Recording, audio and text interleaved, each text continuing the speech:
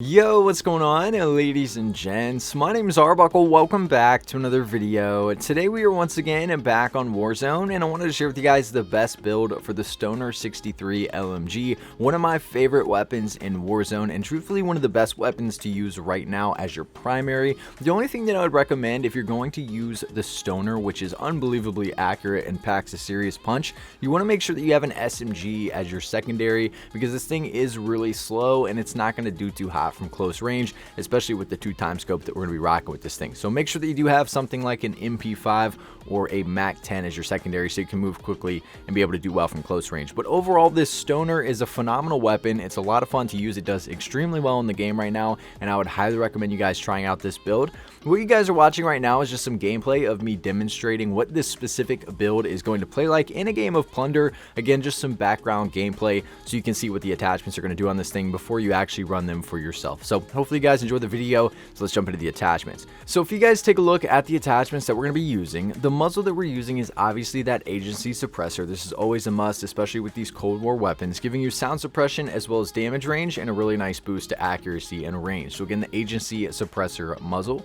The barrel that we're using is the 20.7 inch match grade, so this is going to give you effective damage range as your pro with a massive boost to damage and range. You're only losing shooting or sprinting move speed, which is obviously going to slow this thing down, but it's your primary. It's meant for distance. It's not that big of a deal. I would recommend using this match grade right now. For most of the Cold War weapons, the task force is actually broken and continues to be broken, so the match grade is definitely the best way to go with that effective damage range. So that's the barrel that we're rocking with. We're not going to be using a laser, not necessary with this LMG. The optic that we're using is the VisionTech 2x scope. Now, I know a lot of people have been trying out different optics with these Cold War weapons. You can use the Axle Arms 3x scope, but I think it's much easier to do well with the 2x scope. It's a little bit easier to do well from medium range. With the 3x scope, it's only useful if someone's extremely far away, and overall that 2x is just much easier to control. So the VisionTech 2x optic is what we're using here. We're not going to be using a stock.